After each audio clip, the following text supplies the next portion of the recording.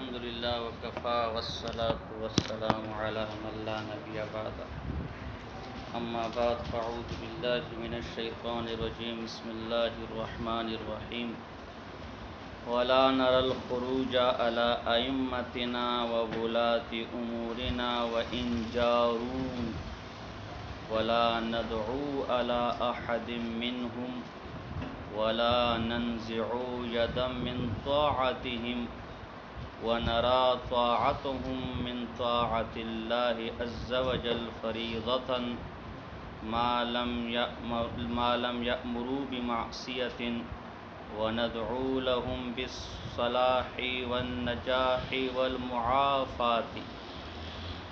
فرماتے ہم اپنے ائمہ پر، ولاۃ امر جو ہمارے حکمران ہیں، ان کے خلاف بغاوت کو جائز نہیں سمجھتے، ان کے خلاف تلوار اٹھانے کو جائز نہیں سمجھتے۔ وَإِن جَارُوا، اگرچہ وہ ظالم ہوں، اگرچہ وہ ظلم کرنے والے ہوں، اور نہ ہی ان پر کسی قسم کی بددعا کرتے ہیں، نہ ہی اطاعت کا ہاتھ ان کی اطاعت سے کھینچتے ہیں، نہ ہی ان کی اطاعت سے انکار کرتے ہیں، نہ ہی بیعت کو توڑتے ہیں۔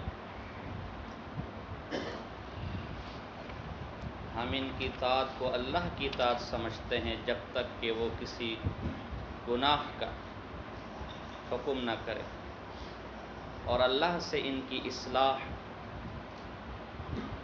ان کی کمی کوتاہیوں پر معافی اور نجات اور کامیابی کی دعائیں کرتے ہیں۔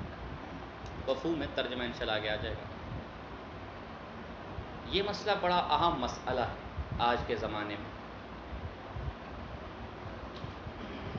آج قریباً ہم مسلمان ملکوں میں دیکھ رہے ہیں کہ مذہب کے نام پر جنگجو تحریکیں اٹھ رہی ہیں، اور ایک قتل عام کا ایک سلسلہ شروع ہو جاتا ہے، بغاوت کی تحریکیں اٹھتی ہیں۔ حالانکہ اسلام کا یہ اتفاقی قاعدہ اور نظریہ ہے، یعنی جمہور کا، کہ اگر بادشاہ حکمران ظالم اور جابر بھی کیوں نہ ہو جائے، ان کے خلاف بغاوت جائز نہیں ہے، مسلح جدوجہد جائز نہیں ہے، اس لیے کہ اس صورت میں زیادہ فتنے کا اندیشہ ہے۔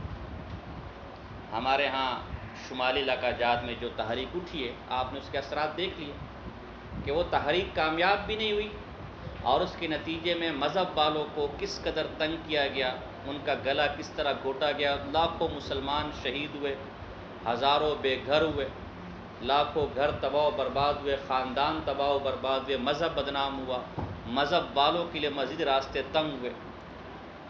تو اس لیے علماء نے اس بڑے فتنے سے بچنے کے لیے فاسق فاجر حکمرانوں کی اطاعت کا حکم دیا ہے، ہر حال میں ان کی اطاعت کا حکم دیا ہے جب تک کہ وہ کسی صریح گناہ کا حکم نہ دے، اور ان کی بغاوت، ان کے ہاتھ پر جو بیعت کی گئی ہے اس بیعت کو توڑنا جائز نہیں قرار دیا۔ جتنے بھی عقیدے کی کتابیں آپ اٹھا لیں، کیونکہ اس زمانے میں نظریہ خوارج کا تھا۔ خوارج ہم پہلے کہہ چکے کہ چونکہ گناہ کبیرہ کے مرتکب کو کافر کہتے تھے، تو وہ کہتے ہیں حکمران کافر ہے، مرتد ہے، یہ واجب القتل ہے۔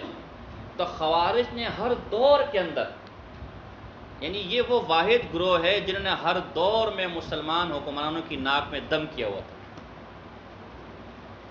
حکومتوں کو بھی معاف نہیں کرتے تھے، حکومتوں کی حمایتیوں کو بھی معاف نہیں کرتے تھے، چاہے علماء ہو چاہے صلحاء ہو۔ صحابہ سے بڑے صلحاء کون ہوں گے، انہوں نے ان کو معاف نہیں کیا۔ یہی وجہ کہ آج کے دور میں بھی جو اسلامی حکومت کے خلاف ہتھیار اٹھاتا ہے اسے خارجی کہا جاتا ہے، خوارج کہا جاتا ہے۔ یہ تو مختصر مسئلہ تھا۔ اس مسئلے کا پس منظر ذرا سمجھیں کہ یہ آخر کیوں کیا جا رہا ہے۔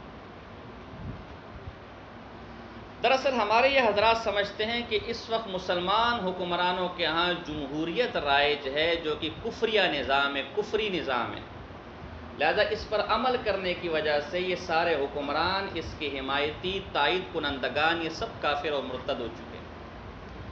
اصل نظام نظام خلافت ہے، وہ چونکہ ہے نہیں، اس کے لیے جدوجہد کرنا فرض ہے، اس کے لیے کھڑا ہونا فرض ہے، اور کفری نظام کے خلاف عالم بغاوت کرنا، اٹھانا، یہ فرض ہے۔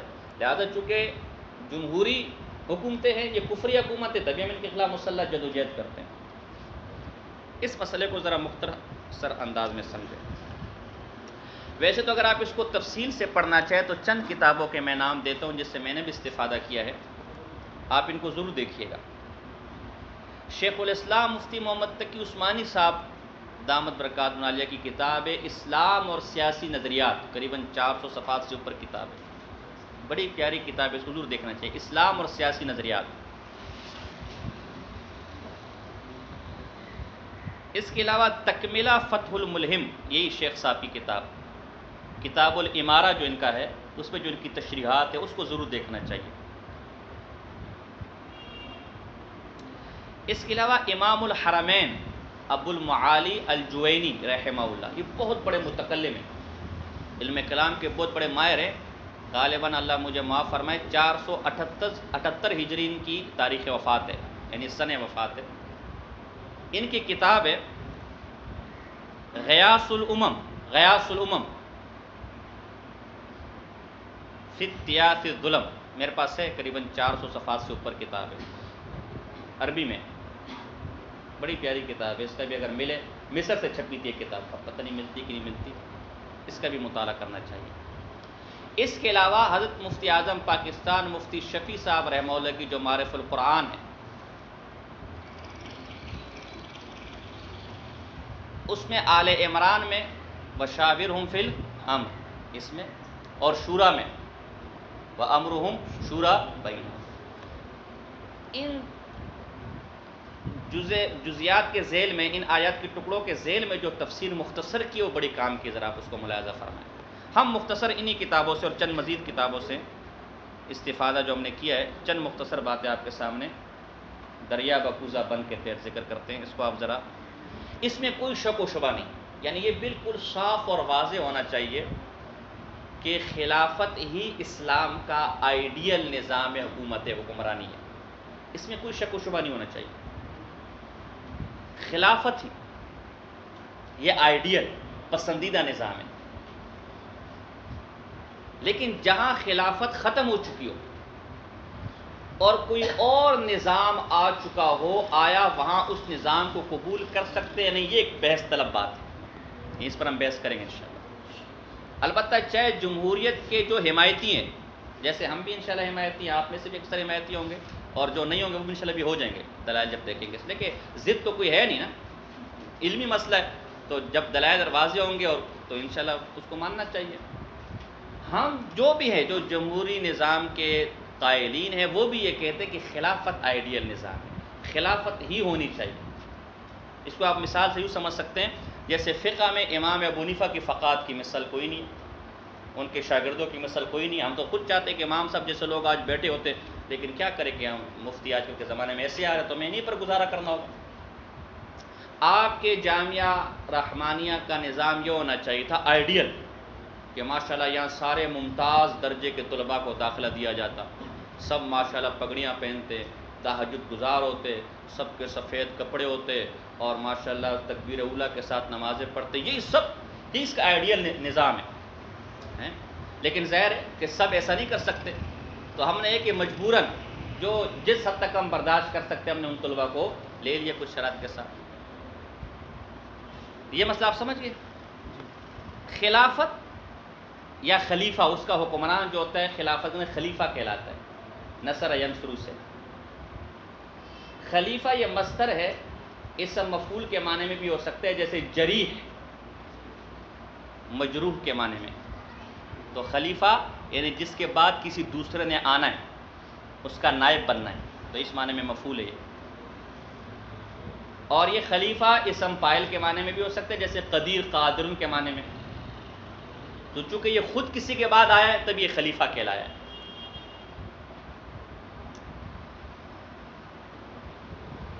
اس خلافت کی ایک بنیادی، خلافت کی تعریف کیا ہے؟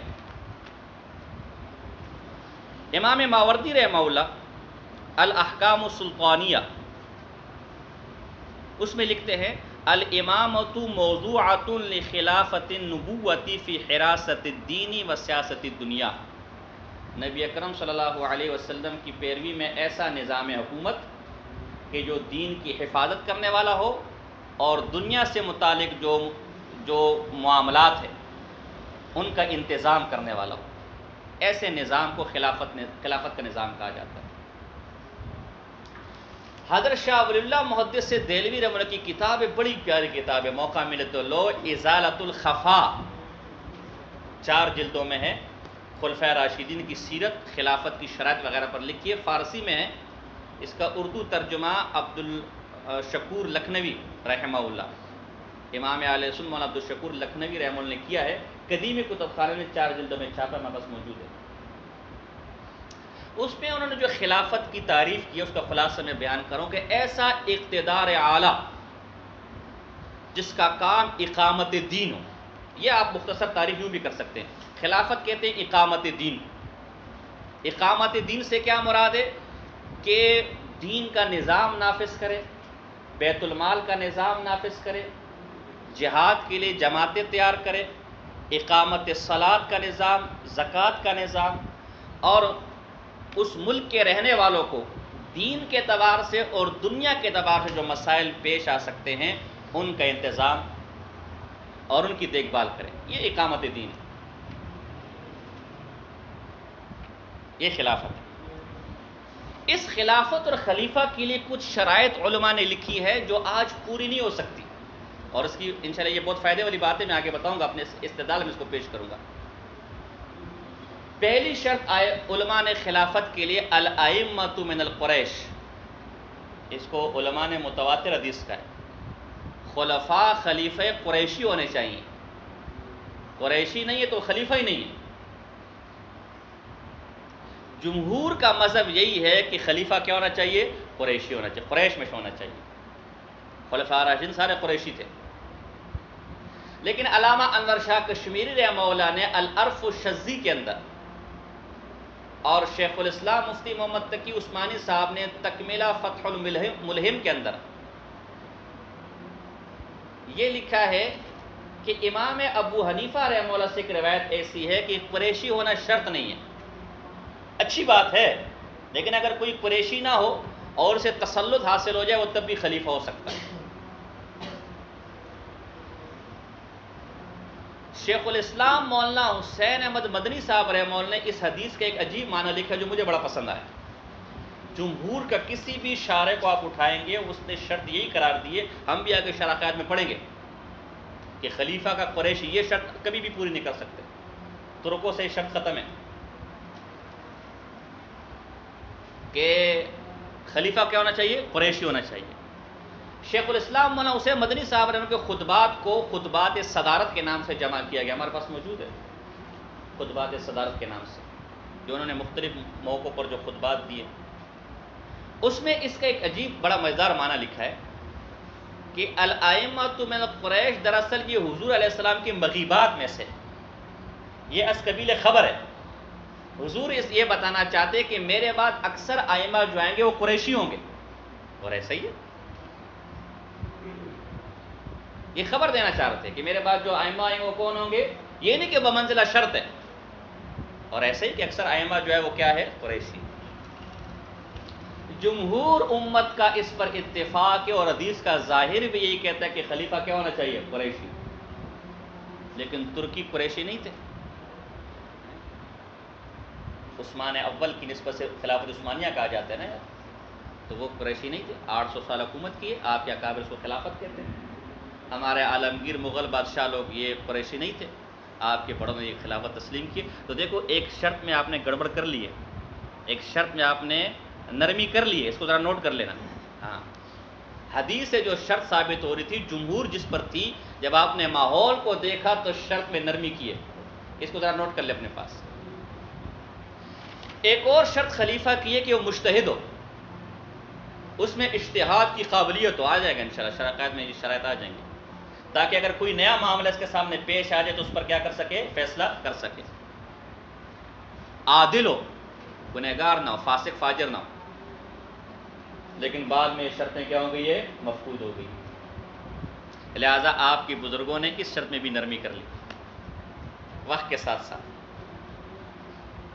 اس طرح احادیث سے صراحتاً ثابت ہے کہ جہاں 2 خلیفے ہوں دوسرے والے کو قتل کر دو. خلیفہ ایک ہوگا پورے تمام مسلمانوں کے لیے، چاہے شرق میں ہو چاہے غرب میں ہو، خلیفہ ایک ہوگا۔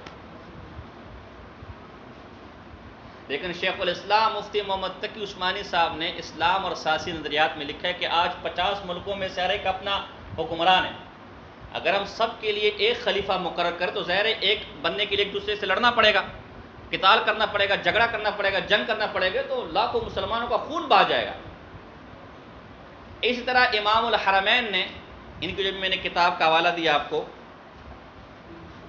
قیاس الامم، اس کے 7ویں باب میں فی نصب الامامین، 7ویں باب میں انہوں نے بھی اس بات کی اجازت دی ہے کہ اگر ایک سے زیادہ حکمران کہیں مقرر ہو گئے اور عوام ان پر راضی ہو اور وہ اس خاص علاقے کے معاملات کی دیکھ بھال کر رہا ہو تو ایک وقت میں ایک سے زیادہ خلیفہ اور امراء مقرر ہو سکتے ہیں۔ تو دیکھو یہ جو شرط حدیثوں سے سراہتاً ثابت ہے، وقت کے ساتھ ساتھ اس پہ بھی نرمی کر لی تھوڑی، ذرا غور کرتے جانا۔ عدل والی صفت تو خیر وہ تو تابعین کے زمانے میں ختم ہو چکی تھی، وہ صفت بھی اب نہیں۔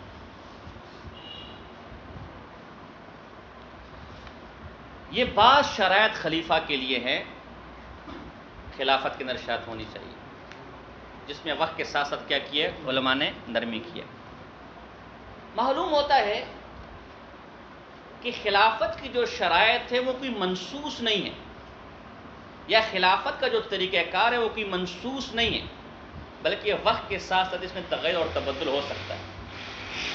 اب سمجھیں، شیخ الاسلام مفتی محمد تقی عثمانی صاحب دامت برکاتہ عالیہ نے، اسی طرح مولانا زید الراشدی صاحب ہیں، وہ بھی ہمارے آج کل مفکر کہلائے جاتے ہیں، اس طرح مولانا ادریس کاندیوی صاحب نے ان کی کتاب دستور اسلام، انہوں نے یہ مسئلہ لکھا ہے کہ اسلام نے کوئی خاص طرز حکمرانی متعین نہیں کی، بلکہ موٹے موٹے اصول بیان کیے کہ دیکھو حکومت میں یہ مسائل ہونے چاہیے اور یہ نہیں ہونے چاہیے۔ مثلا حکومت کا پہلا فرض اسلام کا نفاذ ہو، جہاد کے لیے تیاری ہو، سرحدوں کی حفاظت ہو، اور اس ملک کے رہنے والے عوام کو دینی دنیاوی اعتبار جو مسائل پیش آ سکے ان کی وہ انتظام کر سکے، قرآن و حدیث کے خلاف کوئی قانون وہاں نہ چل سکے، وہاں مسلمانوں کو اپنے دین و مذہب پر آزادی سے عمل کرنے کی اجازت ہو۔ یہ چند موٹی موٹی باتیں بتائی ہیں، لیکن یہ ہوگا کس طرز پر، اس کے لیے کوئی طرز منتخب نہیں کیا۔ پہلے زمانے میں کام خلافت سے ہوتے تھے، آج کے زمانے میں جمہوریت سے ہو گئے، کل کو بادشاہ سے ہو جائے۔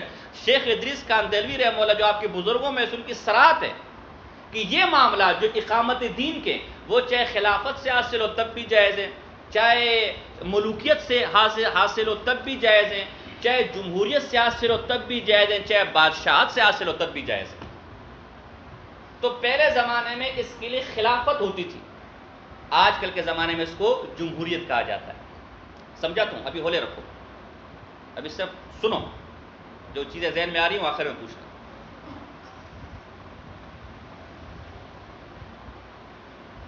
اصل میں بنیادی مسئلہ یہ ہے کہ جمہوریت ہے کیا۔ ہم نے جمہوریت کی تعریف کو اگر سیٹ کر لیا نا، اس میں تو کوئی شک نہیں کہ جمہوریت نظام یہ لائے انگریز ہے، لیکن اس کی روح اسلام ہے۔ آگے دلائل دوں گا۔ جمہوریت اسلام کے خلاف نہیں ہے، اسلام نے جمہوریت کو تسلیم کیا، جمہور کو تسلیم کیا، کہ انشاءاللہ دلائل آئیں گے۔ لیکن کافروں نے جب اسے طرز حکمرانی کے طور پر اس نظام کو لیا تو اس میں کچھ خرابیاں ایسی آ گئی جس سے جمہوریت بدنام ہو گئی۔ تبھی علماء نے فرق کیا ہے یورپ کی جمہوریت اور اسلام مشرق کی جمہوریت، اسلامی جمہوریت اور کفری جمہوریت۔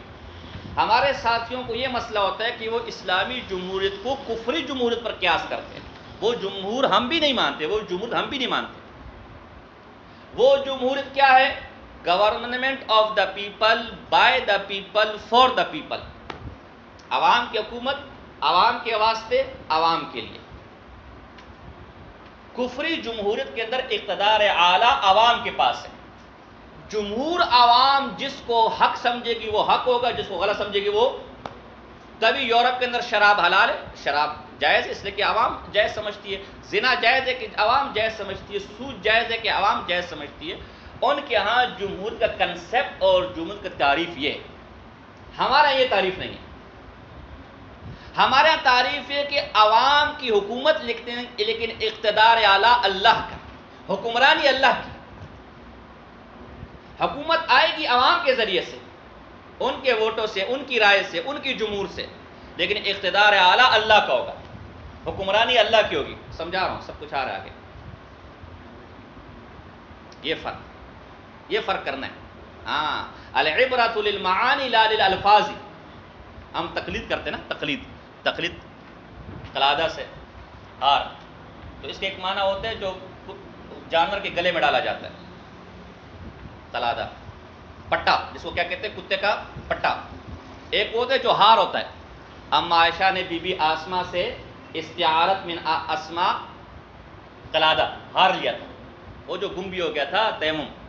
تو حضرت مولانا انور اوقاری صاحب رحمہ اللہ کے سامنے ایک ٹنڈے آلو والا بھائی، سمجھ تو گئے ہوگے، وہ ٹنڈے پکوڑے بیچنے والا جو اہل حدیث ہوتا ہے، وہ بیٹھا اور کہا تم اپنے آپ کو مقلد کہتے ہوئے تو قلادہ سے، اس کا معنی تو پٹا ہوتا ہے، تو کیا تم جانور ہو جو تمہارے گلے میں پٹا ہے؟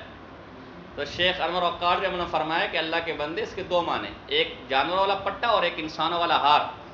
تو جو انسان ہوتے ہیں انہیں انسانوں والا معنی سمجھ آتے ہیں، وہ معنی لیتے ہیں، اور جو جانور ہوتے ہیں انہیں جانور والا معنی سمجھ آتے ہیں، وہ معنی لیتے ہیں۔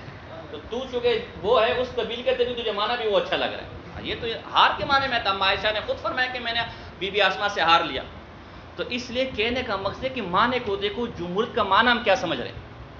اگر تو یورپ والا معنی ہے، اس کو ہم بھی کفر سمجھتے ہیں۔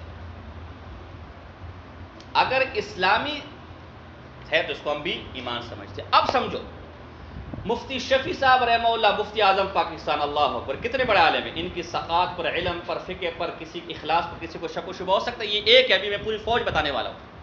ان مفتی شفیع صاحب رحمہ اللہ معرف القرآن و شاور فی الامر، اس طرح کیا ہے، وامرم شورا بینہم، دونوں تفسیر معرف القرآن جا کے کھول لو، وہاں لکھا ہے کہ جمہوریت اسلام کی روح ہے، اسلام ہی نے جمہوریت متعارف کرائی ہے۔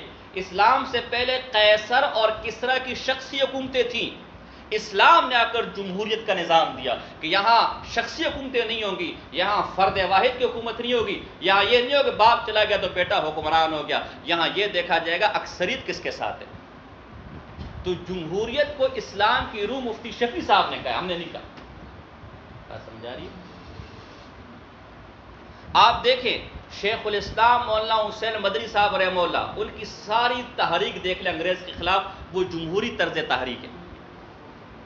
آپ پھر ہمارے ائمہ کو دیکھیں، بڑے بڑے، حضرت قاری طیب صاحب، حضرت شیخ الاسلام مولانا مدنی صاحب، حضرت مولانا عبید اللہ سندھی صاحب، حضرت مولانا احمد علی لاہوری صاحب، حضرت مولانا شمس الحق افغانی صاحب، حضرت مولانا کی محمد مولانا شب علی تھانی صاحب، حضرت مولانا ادریس کاندیلی صاحب رحمہ اللہ، حضرت مفتی رفیع عثمانی صاحب، مفتی تقی عثمانی صاحب، اور جناب جی مولانا غلام غوث ہزاری صاحب رحمہ اللہ، مفتی محمود صاحب رحمہ اللہ، یہ کتنے کتنے، مولانا ابو الحسن ندوی صاحب رحمہ اللہ، مولانا شبیر احمد عثمانی صاحب رحمہ اللہ، مولانا ظفر احمد عثمانی صاحب رحمہ اللہ، اللہ اکبر، یہ کتنے کتنے بڑے نام ہیں۔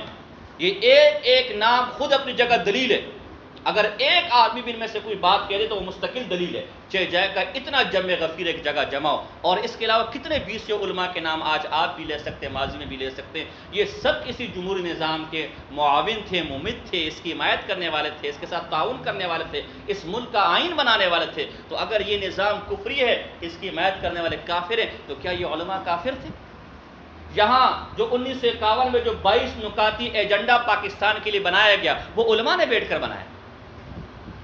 اگر یہ جمہوری نظام سراسر کفریہ نظام ہوتا، ہمارے اکابر جنہوں نے انگریزوں کے سامنے گردنیں نہیں جھکائی، جنہوں نے پھانسی کے پھندوں کو چوما، لیکن حق بات سے پیچھے، وہ کبھی اس نظام کی حمایت نہ کرتے۔ یہ وہ نظام ہے کہ جس میں غلام غوث ہزاری رحمہ اللہ شریک ہوئے، یہ وہ نظام ہے جس میں مفتی محمود صاحب رحمہ اللہ شریک ہوئے، یہ وہ نظام ہے جس میں اسحاق الحق قاسمی شہید رحمہ اللہ شریک ہوئے، مولانا اعظم طارق شہید رحمہ اللہ شریک ہوئے، اور بڑے بڑے علماء کا نام آپ لے سکتے ہیں۔ اس دور میں تمام علماء جن کو اپنا قائد تسلیم کرتے ہیں، ان کی عزت کرتے ہیں۔ آپ دیکھ لیں کہیں بھی وہ جاتے ہیں، ان کا ایک پروٹوکول ہوتا ہے، کوئی سی عالم کا ہم نے بیان نہیں سنا ان پر ان سے، یعنی ان کو کوئی برا کہتا ہو بھلا کہتا ہو۔ حضرت مولانا فضل الرحمان صاحب دامت برکاتہم عالیہ، آپ ان سے اختلاف کر سکتے ہیں، لیکن ان کی ثقافت پر تو کسی کو اعتراض نہیں ہے، ان کے تقوی طہارت پر کسی کو اعتراض نہیں ہے۔ سب علماء کو ان کا بڑا کہتے ہیں، اس نظام کے تحت سارے کام کر رہے ہیں۔ تو اگر یہ کفری نظام ہوتا تو آپ کی پوری امت اس وقت اسی نظام کو لے کر چل رہی ہے. رسول اللہ صلی اللہ علیہ وسلم کی حدیث ہے کہ میری امت لا تجتمع امتی علی الضلالہ، کبھی گمراہی پر جمع نہیں ہو سکتی. اب چونکہ مجبوراً یہ نظام آ گیا، ہم نے اس کو تسلیم کر لیا، اس کی کوئی شک اسلام سے ٹکراتی نہیں، ہم نے تسلیم کر لیا. جب خلافت آئے گا وہ ہمارے سروں پر، جب وہ نظام نافذ ہو جائے گا وہ ہمارے سروں پر. یہاں یاد رکھیں، ہمارے جو بھائی اللہ ان کو جزائے خیر دے، بیچارے زیر علمی ہیں، وہ بھی کوئی یعنی بری نیت سے نہیں کرتے ہوں گے. جو اہل حق علماء جو اس کی مخالفت کرتے ہیں ان کی نیت بھی خالص ہوں گی، باطل تو کسی کھاتے میں ہو تو ہے ہی بے ایمان، داعش جیسے لوگ. میں اہل حق علماء کی بات کرتا ہوں. اہل حق علماء میں سے ان کا سب سے بڑا اعتراض یہ ہے کہ جمہوریت کے اندر اکثریت جو فیصلہ کرنا چاہے وہ کر سکتی ہے، لہذا 2/3 اکثریت نے کل کو اگر یہ فیصلہ کر لیا کہ پاکستان میں کفری نظام ہوگا تو آپ کو ماننا پڑے گا، تو یہ کفر ہے. رضا بالکفر بھی کیا ہے؟ کفر ہے. ہم کہتے ہیں نہیں حضرت، نہیں، آپ نے سمجھا نہیں. یہ نظریہ مغربی جمہوریت کا ہے. مشرقی جمہوریت، اسلامی جمہوریت، پاکستانی جمہوریت کا نظریہ. آپ نے آئین نہیں پڑھا. اللہ، آئین کی 2 شکیں آفاقی ہیں. آفاقی شکیں کیا ہوتی ہے؟ آفاقی شکیں اسے کہتے ہیں کہ اس کو پارلیمنٹ کی 2/3 اکثریت بھی تبدیل نہیں کر سکتی. یہ ملک کا تشخص ہے، اسے کوئی بھی نہیں بدل سکتا. آئین کی اکثر شکیں وہ ہے جسے 2/3 اس میں کیا کر سکتی ہے؟ رد و بدل کر سکتی ہے. لیکن 2 شکیں ایسی ہیں کہ جس کو پارلیمنٹ کی 2/3 اکثریت، یعنی کوئی بھی قانون بدلنے کے لیے، آئین بدلنے کے لیے آپ کو 2/3 اکثریت پارلیمنٹ میں چاہیے، وہ بھی اس کو نہیں چھیڑ سکتی. پہلی شک یہ ہے کہ پاکستان کا مذہب اسلام ہوگا. لہذا اگر آج ساری پارلیمنٹ اس پر جمع ہو جائے کہ اسلام یا مذہب نہیں ہو سکتا، وہ اس کو تبدیل نہیں کر سکتا. حاکمیت، پہلی شک، حاکمیت اعلیٰ اللہ کی ہوگی، اقتدار اعلیٰ اللہ کو ہوگا. پہلی آئین کی پہلی شک ہے. یہاں بالادستی قرآن اور سنت کی ہوگی، اس کو کوئی نہیں تبدیل کر سکتا. یہ آفاقی شک ہے. نمبر 2، ملک کا سرکاری مذہب اسلام ہوگا، اس کو کوئی تبدیل نہیں کر سکتا. اس کو 2/3 اکثر بھی تبدیل نہیں کر سکتے. آج بھی آپ اٹھا لو، اگر آئین انگریزی میں بھی چھپا ہے، اردو کے اندر بھی چھپا ہوا ہے، اور 1973 کے آئین کی روح سے یہاں کا حکمران بھی مسلمان ہوگا، وہ باقاعدہ ختم نبوت کی گواہی بھی دے گا. آپ نے وہ سنا ہوگا جب وزیر اعظم بنتے. تو 1973 کی آئین کی روح سے یہاں کا جو حکمران ہے وہ بھی کیا ہوگا؟ مسلمان ہوگا.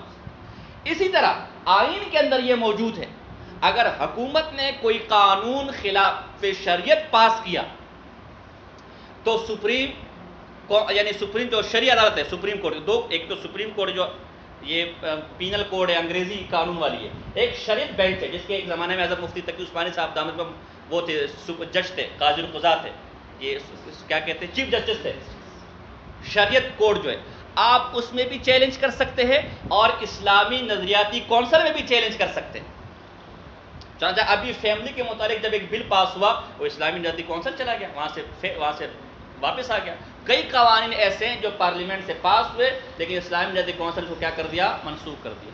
اس کے علاوہ آپ احتجاج کی حق بھی آپ کو دیتا ہے کہ احتجاج کر کے بھی آپ اس قانون کو کیا کر سکتے ہیں؟ تبدیل. لہذا یہاں اکثریت کو مطلق العنان نہیں رکھا گیا، علی الاطلاق جیسے مغربی جمہوریت میں ہوتے کہ وہ سفید و سیاہ کے مالک ہے، ایسا نہیں ہے. یہ فرق ہے کفری نظام جمہوریت میں اور اسلامی نظام جمہوریت. بات سمجھ آ رہی کہ نہیں آ رہی ہے؟ ایک اشکال یہ. 2، وہ کہتے دیکھو قرآن میں وَإِن تُطِعْ أَكْثَرَ مَنْ فِي الْأَرْضِ يُضِلُّوكَ عَنْ سَبِيلِ اللَّهِ يُضِلُّوكَ عَنْ سَبِيلِ اللَّهِ. جمہوریت میں اکثریت کو ترجیح دی جاتی ہے اور قرآن کہتا ہے اگر آپ ان میں سے اکثر کی پیروی کریں گے تو کیا ہو جائیں گے؟ کافر ہو جائیں گے. اور اللہ کے بندوں، ہم نے پہلے کہا تھا، سمجھا کرو، ڈائریکٹ فتوے یہ دیکھو یہ ہر جگہ کام آئے گا. اس آیت سے مراد کفار ہے. اگر آپ کافروں میں کیا کریں گے؟ پیروی کریں گے اکثر کی، تو کیا ہو جائیں گے؟ گمراہ ہو جائیں گے. رہی جمہور، تو خود اسلام نے کئی موقعوں پر جمہوریت کو ترجیح دی ہے. میں ایک عام قاعدہ بتاتا ہوں جو آپ کے نحو میں بھی چلتا ہے، وہاں آپ سارے جمہوری ہو جاتے ہیں، جو آپ کے فقہ میں بھی چلتا ہے، ہر جگہ چلتا ہے، للاکثر حکم الکلی. آپ بتاؤ یہ جمہوریت نہیں ہے؟ اکثریت والا قاعدہ دیکھو اثر ہے مولوی صاحب، یہاں سارے جمہوری بن جاتے ہیں، یہاں نظر خلافت نظر نہیں آتی. یہاں کتنے بڑے بڑے مسائل ان مسئلوں کے اس ایک قاعدے سے آپ نے حل کر لیے. نمبر 2 نصوص چاہیے. حضور علیہ السلام کے زمانے میں غزوہ احد کے اندر حضور کی اپنی رائے یہ تھی کہ میں مدینے کے اندر رہ کے لڑوں. آپ ماشاءاللہ سارے خطیب حضرات ہیں، جبکہ اکثر صحابہ کی رائے کیا تھی؟ مدینے سے باہر. حضور نے کس کی رائے پر عمل کیا؟ اپنی رائے پر عمل. حضرت ابو بکر صدیق رضی اللہ تعالیٰ نے فرمایا کہ یہ منکرین زکوٰۃ ہیں، اگر ایک رسی جو رسول اللہ کے زمانے میں دیتے تھے آج نہیں دیں گے، میں تب بھی ان سے لڑوں گا. لیکن لڑے نہیں جب تک تمام صحابہ کی اور اکثر صحابہ کی رائے آپ کے موافق لڑے. پھر اس وقت ہمارے فقہ کے اندر ایک قاعدہ ہے، حضور کی حدیث ہے کہ ایسے امام پر حضور نے ناراضگی کا حکم فرمایا کہ جس سے مقتدی ناراض ہو. ایسے کوئی امام نہیں ہونا چاہیے. علماء نے اس کی شرح میں لکھا ہے کہ جس سے اکثر مقتدی ناراض ہوں. جمہوریت آگے کہ نہیں آگے؟ حج کے دنوں میں یوم عرفہ ہے، اکثر نے وقوف عرفہ کر لیا، اکثر نے. بعد میں پتہ چلا غلطی ہوگی، اس دن تو وقوف عرفہ تھا ہی نہیں، اور دلیل سے ثابت بھی ہو گیا وقوف عرفہ، کہتا نہیں اکثر نے کر لیا تو کیا ہو گیا؟ ٹھیک ہو گیا، چل جائے. کئی مواقع پر کیا کہ جمہور کا خود حدیث کے حضور کی حدیث ہے، لا تجتمع امتی علی الضلال اتبعوا سواد الاعظم یدل علی الجماع. یہ سارے جمہور کا ہے. بات سمجھ آ رہی کہ نہیں آ رہی؟ تو جمہوریت کا علی الاطلاق یا اکثری کی رائے کو علی الاطلاق شرط رد، بلکہ کئی مواقع پر اس کو استعمال کرتی ہے. ایک خامی جمہوریت کی یہ بتائی جاتی ہے، ایک خامی جو واقعتاً خامی ہے، اس کو دور کرنا چاہیے. خامیاں ہر نظام میں ہوتی ہیں. وہ یہ کہ یہاں گدھے گھوڑے کا ووٹ برابر ہے. جو عالم ہے اس کے ووٹ کی بھی اتنی حیثیت ہے، اور جو جاہل ہے اسے بھی ووٹ لیا جاتا ہے. اگرچہ اس کو ہم پسند نہیں کرتے، ہر آدمی کو یہ اختیار نہیں ہونا چاہیے، بلکہ جو اہل حل والعقد ہے ان سے رائے شماری لینی چاہیے، رائے لینی چاہیے. لیکن اس کی اجازت ہے کہ آپ ہر آدمی سے ووٹ لے سکتے ہیں، اس کی اجازت ہے. ایک جزیہ ملتا ہے. تاریخ ابن کثیر البدایہ والنہایہ، وہ تو ماشاءاللہ سب نے سنی ہوگی، سب کے پاس ہوگی. اس میں عثمان غنی رضی اللہ تعالیٰ کی خلافت کے بارے میں عبد الرحمن بن عوف رضی اللہ تعالیٰ فرماتے کہ میں نے ہر آدمی سے مشورہ کیا، حتیٰ کہ پردے کی پیچھے جو عورتیں تھیں اور گلیوں میں جو بچے تھے میں نے ان سے بھی مشورہ کیا کہ عثمان غنی کو خلیفہ بنا سکتے کہ نہیں بنا سکتے. اب بتاؤ، بچہ اعلی حال وقت میں تو نہیں ہے نا، بچے کو کیا پتہ. عورت ناقصۃ العقل ہے، لیکن عثمان غنی کے ان سے بھی ووٹ لیا جا رہا ہے کہ نہیں لیا جا رہا؟ اور فرمایا سب نے عثمان غنی کے حق میں ووٹ دیا. اچھا، جمہور کی ایک اور مجھے روایت یاد آ گئی طرز حکمرانی. عمر فاروق رضی اللہ تعالیٰ نے اپنے بعد خلیفہ نامزد کرنے کے لیے 6 آدمیوں کی کمیٹی بنائی. عثمان غنی رضی اللہ تعالیٰ، علی رضی اللہ تعالیٰ عنہ، حضرت زبیر رضی اللہ تعالیٰ رضی اللہ تعالیٰ عنہ، حضرت عبدالرحمن بن عوف رضی اللہ عنہ، اور حضرت سعد بن ابی وقاص رضی اللہ تعالیٰ عنہ. اور کیا فرمایا کہ یہ اگر سب پر اتفاق کر لے پھر تو بڑی اچھی بات ہے، اور اگر اختلاف ہو جائے جو جس طرف اکثریت ہے اس کو لینا، اس کو خلیفہ بنانا. دیکھو آ گیا کہ نہیں آ گیا. اور اگر دونوں برابر ہو جائے، 3 ادھر بھی 3، تو فرمایا عبداللہ ابن عمر جو میرا بیٹا ہے رضی اللہ تعالیٰ عنہ، وہ جس کے ساتھ ہوگا اس کی رائے پر عمل کرنا. دیکھو یہاں پہ جمہور آ گیا کہ نہیں آ گیا. تو باقی ووٹ ہے، ووٹ کی حیثیت بیعت کی بھی ہو سکتی ہے. بیعت ہاتھ پر ہاتھ دینا نہیں بلکہ خط کے ذریعے بھی بیعت. ووٹ کی حیثیت گواہی کی بھی ہو سکتی ہے، لیکن یہ شہادت تزکیہ ہے، لہذا ایک کافی ہے. یہ اعتراض نہیں کرنا شہادت القضاء ہے تو 2 بندے اور لے کر آ. شہادت تزکیہ ہے تو ایک آدمی کافی ہے. ووٹ وکالت بھی ہو سکتی ہے کہ میں یہ میری طرف سے حکمرانی کے لیے کیا ہے اور میرے معاملات دیکھنے کے لیے کیا ہے، وکیل ہے کہتے ہیں. تو ووٹ کی مختلف صورتیں آپ دے سکتے ہیں. ووٹ ایک شرعی فریضہ ہے، ہمارے علماء نے کہا ہے کہ ہر حال میں کیا کرنا چاہیے، دینا چاہیے. باقی یہ بات آئین میں اسلام ہے لیکن نافذ نہیں کر رہے، وہ یہ حکمرانوں کا قصور ہے، نظام کا قصور. آپ کے فاسق فاجر حکمران گزریں تو اس میں اسلام کا تو کوئی قصور نہیں ہے نا. اس شریعت آئین آپ کا اسلامی ہے، حکومت آپ کی یعنی جو طرز حکومت ہے وہ اسلامی ہے. سپریم لا اللہ کا ہوگا، قرآن کا ہوگا، اور کیا کر کے دے آپ کو؟ حکمران مسلمان ہوگا، قرآن اصول کے خلاف قانون نافذ نہیں ہو سکتا. اب نافذ نہیں کر رہے، وہ حکومت کی سستی ہے. جیسے پہلے زمانے میں فساق فجار ہوتے تھے، نظام میں کوئی غلطی نہیں. باقی وَمَن لَّمْ يَحْكُم بِمَا أَنزَلَ اللَّهُ، فَأُولَٰئِكَ هُمُ الْكَافِرُونَ. اللہ نہیں، ایسے میں نے پہلے کہا تھا، کافر نہیں کرا. ہاں ظالمون بھی آتے ہیں تو کافر کرتے ہیں نا، تو وہی والی آیت ہم لے لے گا کسی طرح، فاسقون بھی ہے، ظالمون بھی ہے، کافرون بھی ہے۔ اور تفسیروں کو چھوڑو، صرف اگر تفسیر طبری اٹھا لو، جامع البیان، اس میں لکھا ہے کہ اس سے وہ کفر مراد نہیں ہے جس سے آدمی ملت سے خارج ہو جاتا ہے، جو اللہ سے کفر ہے، جو نبیوں سے کفر ہے، یہ کفر دون کفر ہے، نہ شکری نہ شکری ہے، یہ وہ کفر سے ملت سے خارج ہو جائے۔ تو جو آدمی اسلام نافذ نہیں کرتا، اس کی جگہ کفر کا نظام لیتا ہے، اسلام موجود ہے نافذ نہیں کرتا، یہ اس کی کوتاہی ہے، کافر نہیں ہوگا، فاسق فاجر ہے، بدعملی ہے، لیکن نظام میں کوئی مسئلہ، نظام کی روح موجود ہے۔ تو آپ کے تمام علماء اس جمہوریت کی حمایت کرنے والے ہیں۔ جمہوریت کا مختلف طریقے ہیں حکومت کے، استاد یا تو یہ ہے کہ سابقہ خلیفہ دوسرے خلیفے کو نافذ کر دے، جیسے ابوبکر صدیق نے عمر کو، یا شورا ہو جیسے عمر فاروق نے شورا قائم کی، یا آل حل والعقد یعنی جو علاقے کے عقل مند لوگ ہیں، یعنی ملک کے جو عقل مند لوگ ہیں، صاحب فیصلہ لوگ ہیں، وہ کسی کو اپنا کیا کر لے، حکمران۔ اور چوتھا طریقہ ہے بالتسلط، کوئی زبردستی سے حکمران بن گیا تب بھی اس کی حکمرانی جائز ہے، اگر اس کو ہٹانے میں خون و خرابہ ہو، بات سمجھ آ رہی، تب بھی اس کی حکمرانی کیا ہے۔ یہ چار طریقے، تو یہ نظام ہم پر نافذ ہے۔ نظام کی بنیاد جو اسلامی جمہوریت ہے وہ کوئی شر سے ٹکراتی بھی نہیں ہے، اور اس کو ختم کرنے میں چونکہ بہت بڑے فتنے کا اندیشہ ہے، اور اس کو کفر کہنے میں اکثر امت بلکہ پوری امت کی تکفیر لازم آتی ہے، علماء صلحاء کی تکفیر لازم آتی ہے، ان میں سے کوئی کام ہو۔ ہاں یہ ضرور کہتے ہیں کہ خلافت سب سے آئیڈیل نظام ہے، وہ جب آ جائے گا تو ہم انشاءاللہ ہم وہ کریں گے۔ اب دیکھیں نا، یہاں آپ ہمارے دیکھ لیں نا، میں نے کہا نا یہ خلافت پر آپ بھی عمل نہیں کر سکتے، الائمہ من القریش پر آپ عمل نہیں کر سکتے۔ ابھی دیکھ لیں ہمارے پیارے بھائی طالبان افغانستان کے اندر آئے ہیں کہ اللہ ان کو جزائے خیر دے، ثابت قدم رکھے، اور یہ کہ ان کو دشمنوں کی نظر بد سے بچائے، لیکن انہوں نے پہلے اعلان کیا کیا کہ ہم اپنے ملک کو کسی اور ملک کے لیے استعمال، حالانکہ خلافت کی بنیادی ذمہ داریوں سے یہ بھی ہے کہ وہ جہاد کرے گا، ملک کی سرحدیں بڑھائے گا، پورا عمل نہیں ہوا۔ خلیفہ اپنی بیعت کے لیے بلائے گا، کسی اور حکومت کو نہیں چھوڑے گا، وہ کہتے ہیں جو ہمارے ہاتھ پر بیعت کرے تو بھی ٹھیک ہے، جو نہیں کرتے تو بھی ٹھیک ہے، ہم اور ملکوں سے اچھے تعلقات چاہتے ہیں، کیا سمجھ آئے؟ تو یہ نظریہ اب صرف داعش جیسے لوگ کا رہ گیا، داعش جیسی دہشت گرد جماعت جو کہتی ہے کہ بس یہ سارے کافر جمہور، یا حزب التحریر جیسی دہشت گرد جماعت، یہ سارے کافر مرتد ہیں، صرف ایک ہم 10 15 20، اور ان داعشوں کو ہمارے طالبان بھی مرداڑ کر رہے ہیں، یہ وہاں پر بھی طالبان کے خلاف کھڑے ہیں، بے ایمان کے بچے، یہاں ہمارے خلاف، وہاں تو خلافت ہے میرے بھائی، وہاں تو وہاں ان کے خلاف کھڑے ہیں، بات سمجھ آ رہی؟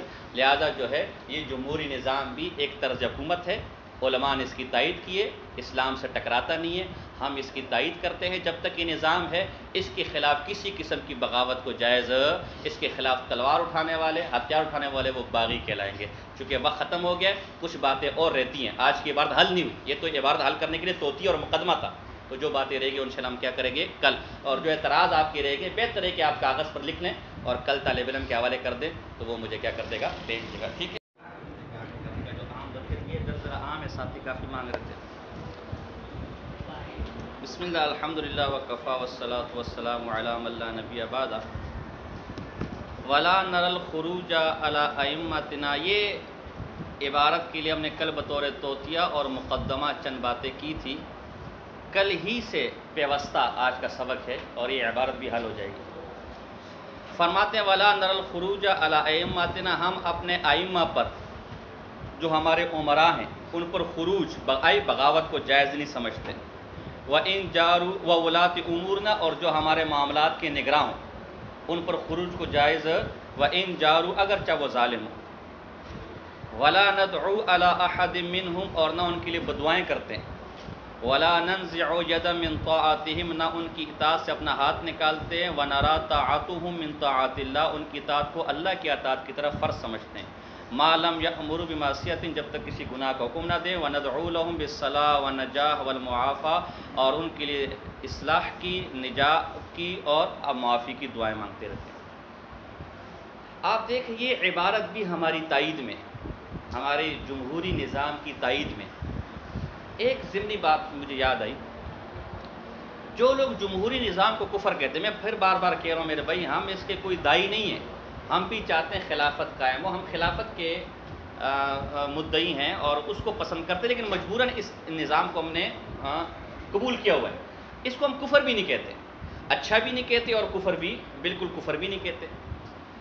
جو لوگ اس کو کفر، دیکھنا ایک مسئلہ اختلافی، آپ اس کو اختلاف کے حد تک رکھیں قرات خلف الامام میں، لیکن جب تشدد آئے گا تو پھر ظاہر ہے کیلو کال دو گی۔ جو لوگ اس نظام کو کفر کہتے ہیں وہ ہمارے انہی علاقوں میں رہتے ہیں، ہمارے درمیان رہتے ہیں۔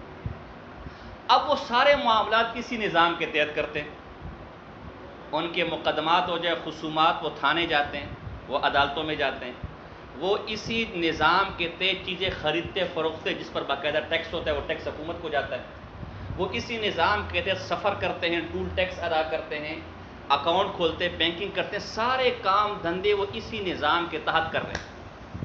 اگر یہ نظام کفریہ ہے تو کفریہ نظام کی تائید اور معاونت بھی جائز نہیں ہے، جیسا کہ آپ ہمیں کہہ رہے ہیں کہ اس کی معاونت جائز نہیں ہے، تو آپ کیوں کر رہے ہیں؟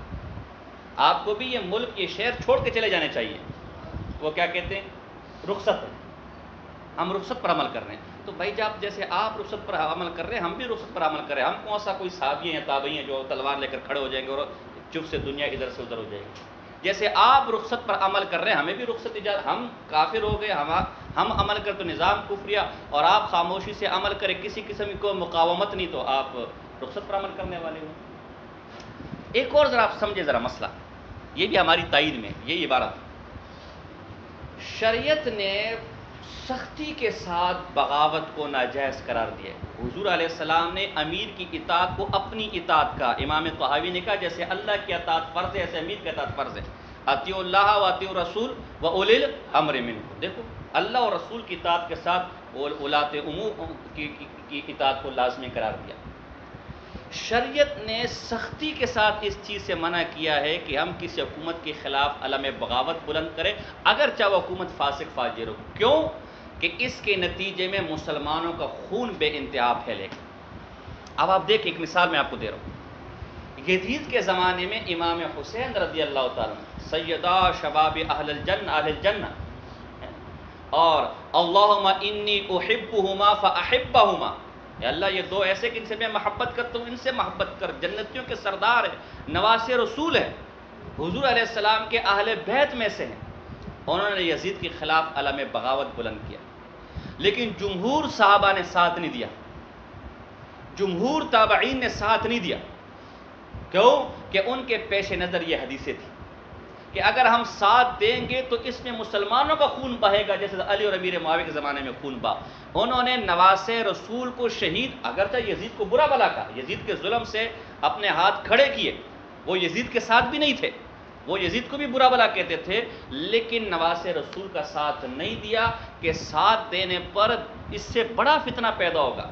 اس سے بڑا پہلے امیر معاویہ رضی اللہ تعالیٰ عنہ علی کی جنگوں میں مسلمان اپنا بہت خون بہا چکے، انہوں نے نواسے رسول کو شہید ہونے دیا لیکن علم بغاوت بلند نہیں کیا۔ اب آپ اس سے اندازہ لگائیں، ایک طرف صحابہ کا دور ہو، تابعین کا دور ہو، نواسے رسول اور اہل بیت پر ظلم ہو رہا، لیکن جمہور امت حکومت کے خلاف جو جابر ظالم حکومت ہے، زبردستی قائم ہوئی ہے، اس کے خلاف علم بغاوت بلند نہیں کرتی۔ تو آپ 14ویں صدی میں جو نظام 50 ملکوں میں رائج ہو چکا ہے، اس کے خلاف آپ عالم بغاوت بلند کرنے کے لیے کیسے میں حکم دیتے؟ کیا اگر آج ہم کھڑے ہو جائیں تو کیا مسلمانوں کا خون نہیں بہے گا لاکھوں کی تعداد میں؟ یہ تجربہ آپ ایک پاکستان میں کر چکے، ہمارے شمالی علاقوں میں کیا اس کا نتیجہ نکلا؟ آپ نے لاکھوں لوگوں کو مروایا، لاکھوں لوگوں کو بے گھر کیا، لاکھوں لوگوں کو یتیم کیا، دین کو بدنام کیا۔ میں اس علاقے کا رہنے والا ہوں، ہمارے علاقے میں مولوی کے نام سے نفرت ہو گئی ہے، طالب کے نام سے نفرت ہو گئی کہ تم وہ لوگ ہو جنہوں نے ہمیں بے گھر کیا، جنہوں نے ہمیں اپنے گھروں سے نکالا، ہماری عورتوں کو کبھی کس نے ننگے سر نہیں دیکھا، اور تمہاری وجہ سے وہ در بدر آج بھی پھر رہی ہیں۔ آج بھی وہ بیچارے کراچی میں کرائے کے گھروں میں رہ کر ذلیل و خوار ہو رہے ہیں۔ وہ ہم سے پوچھو کہ وہاں کیا حالت ہے، دین کروا دینداروں کیا حالت ہے؟ تو نتیجہ بھی کچھ نہیں ہوا اور نقصان ڈبل ہوا۔ اسی دل سے منع کرنے کے لیے شریعت نے بغاوت کو ناجائز قرار دیا، کیونکہ اس کے پاس حکومت ہے، اس کے پاس اختیار ہے، وہ کچھ بھی کر سکتا ہے۔ آپ کے پاس کیا چیز ہے؟ ہاں اگر 100% یقین ہو کہ ہتھیار اٹھانے میں حکومت ختم ہو جائے گی، حکومت ایسی کمزور ہو چکی، جیسے بھی آپ کے سامنے آپ کے پڑوس میں ہوا، وہ معاملہ الگ ہے، وہ میں ابھی آگے آ رہا ہوں۔ لیکن اگر ایسی صورتحال نہیں جیسے کہ موجودہ اسلامی ملکوں میں، تو قطعاً وہاں ہتھیار اٹھانا جائز، صحابہ کی مثال ہمارے سامنے موجود ہے۔ تو اس لیے آج اگر آپ جمہوری نظام کو کفر کہہ کے اس کے خلاف ہتھیار اٹھانے کا کہیں گے تو شریعت کے مزاج کے خلاف آپ کام کر رہے ہیں۔ پھر میں نے آپ کو کہا تھا کہ حکومت 4 طریقے سے منتخب ہو سکتی ہے، یا تو یہ ہے کہ بعد میں آنا، چلو، یا تو یہ ہے کہ اپنے بعد کسی کو کیا کیا ہو، منتخب کیا ہو، جیسے ابوبکر صدیق نے عمر فاروق کو نامزد کیا، یا شورا ہو، یا اہل حل والعقد ہو، جو اہم لوگ ہیں وہ کیا کر سکیں، اس کو منتخب کر سکیں، یا چوتھا یہ کہ تسلط، پھر یا تو تسلط جائز ہوگا جیسے امیر معاویہ کا صلح کے ساتھ، یا تسلط باطل ہوگا جیسے مروان وغیرہ سارے بدبخت یا عباسی خلفاء تھے۔ تو اہل حل والعقد کو اگر دیکھا جائے تو اس وقت سارے اہل حل والعقد اس جمہوری نظام پر مطمئن ہیں، متفق ہیں۔ سارے جو کاروبار کے اعتبار سے پڑھے لکھے لوگ ہیں، حکومتوں کے اعتبار سے پڑھے لکھے لوگ ہیں، دین کے اعتبار سے پڑھے لکھے لوگ ہیں، وہ ووٹ دے کر، انہوں نے ووٹ دے کر اس حکومت کو منتخب کیا۔ تو حکومت منتخب کرنے کا جو ایک طریقہ ہے اس کی روح سے یہ جائز حکومت، اگرچہ نام اس کا جمہوریت ہے، نام خلافت نہیں ہے، اور نام میں اختلاف ہو سکتا ہے۔ ایک اور میں دلیل اور تائید کے طور پر بات کرتا ہوں کہ یہ خلافت کا نظام یا خلیفہ کوئی منصوص من اللہ نہیں ہے، تو شیعہ کا عقیدہ ہے نا کہ خلیفہ اللہ نے پہلے سے منتخب کیا ہے، ہمارے نہیں تو یہ عوام منتخب کرے گی۔ آپ دیکھیں صدیق اکبر کو خلیفۃ رسول کہا جاتا ہے، لیکن عمر فاروق نے امیر المومنین کہا جاتا ہے، ان کو امیر المومنین کا لقب منتخب کیا۔ امیر معاویہ نے اپنے لیے امیر المومنین کا لقب منتخب کیا۔ اس طرح ہمارے ہندوستان میں سلطان کا لقب منتخب ہوا۔ ایک لفظ نہیں ہے، ماحول کے اعتبار سے لفظ میں کیا ہو گئی، تبدیلی ہو سکتی ہے۔ تو پتہ چلا خلیفہ یا خلافت کوئی منصوص چیز نہیں ہے کہ وہی ہوگا، نہیں تو نہیں، سب کچھ تباہ و برباد ہوگا۔ وقت کے ساتھ ساتھ ان اصطلاحات میں ان چیزوں میں تبدل اور تغیر آتا رہا۔ ہم کہتے ہیں اس زمانے میں خلافت نظام تھا، آج ایک جمہوری نظام پوری دنیا میں نافذ ہو چکا ہے، اور مملکت کے سربراہ کو وزیر اعظم کہا جاتا ہے، صدر کہا جاتا ہے، نظام کو جمہوری کہا جاتا ہے۔ یہ اصطلاح کا فرق ہو سکتا ہے، مقصد اقامت دین ہے۔ اگر وہ شریعت کے خلاف کوئی کام نہیں کر رہا اور اقامت دین اس کا مقصد ہے تو کیا ہے، درست ہے، اس کو چلا جا سکتا ہے۔ تو فرمایا ہم ہتھیار نہیں اٹھائیں گے۔ اس لیے یہ حکومتیں جب شریعت اگرچہ فاسق فاجر ہے جیسا کہ آ رہا ہے، لیکن چونکہ نظام درست ہے اور اس نظام کے خلاف بغاوت بلند کرنے میں ایک بڑے فتنے کا اندیشہ ہے، لہٰذا اس کی اجازت۔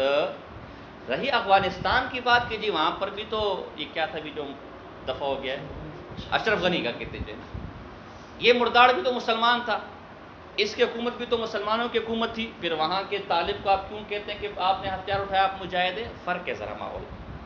دیکھو وہاں کفار نے آ کر چڑھائی کی تھی، وہاں کافر دوسرے ملکوں سے آ کر ملک کے اندر چڑھے تھے اور ملک پر قبضہ کیا تھا، اس صورت میں جہاد فرض ہو جاتا ہے۔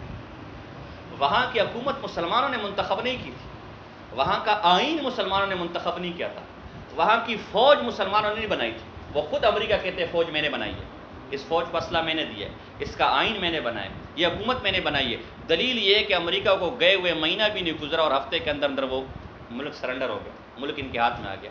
تو وہاں سارا نظام ان کفار کا تھا جنہوں نے آپ کے ملک پر چڑھائی کی ہے، ان کے خلاف جہاد فرض تھا، اور جن اپنے بطور ٹاؤٹ جن کو نافذ کر کے گئے وہ انہی کے ٹاؤٹ تھے، شکل صرف تبدیل تھی، باقی نظام سوچ سب کچھ انہی کا تھا۔ ان کے خلاف مقاومت جہاں پہلے سے جاری تھی، جہاں پہلے سے، اور کامیابی بھی ملی تھی، لہذا وہاں دونوں، ایک تو کفار تھے، حکومت اسلام کی نہیں تھی، باہر سے آتے، دوسری وہاں جنگ پہلے سے جاری تھی اور پہلے وہ جنگ فتح کر چکے تھے، لہذا وہاں کامیابی کی امید بھی تھی، تو وہ الگ معاملہ ہے۔ ہمارا یہ ملک یا ہمارا پاکستان، اس کو مسلمانوں نے خود بنایا ہے، انگریزوں نے نہیں بنا کر دیا، خود تحریک چلا کے ہمارا کابر علماء اس تاریخ میں شامل اور پاکستان کا وجود آیا۔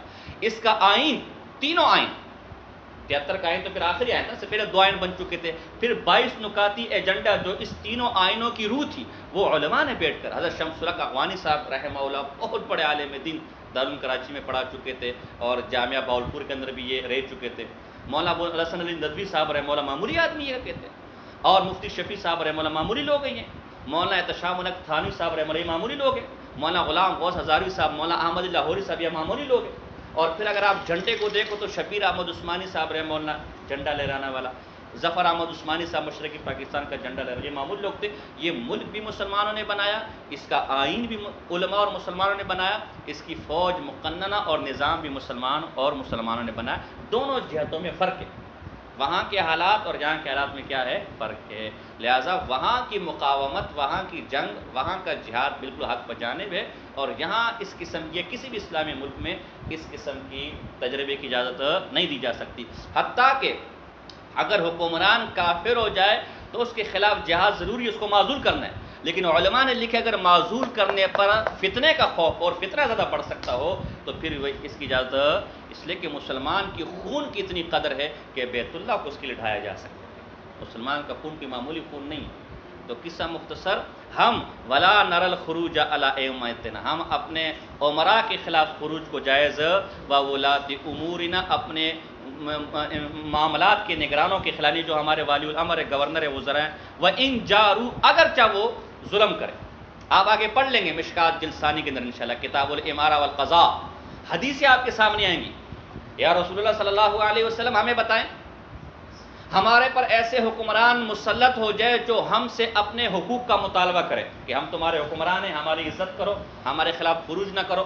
ہم ان کے حقوق پورے ادا کر رہے ہوں، لیکن ان کے ہمارے جو حقوق ان کے ذمہ وہ پورے نہ کر رہے ہوں، وہ ہمارے ساتھ ظلم کر رہے ہو، زیادتی کر رہے ہو، ہم کیا کریں؟ آپ نے فرمایا تم ان کے لیے دعا کرو، خبردار ہتھیار نہیں اٹھانا، ان پہ دعا کرو. ایک حدیث ہے مسلم کی، جو عام ذکر یہ ذرا عام ہے ساتھی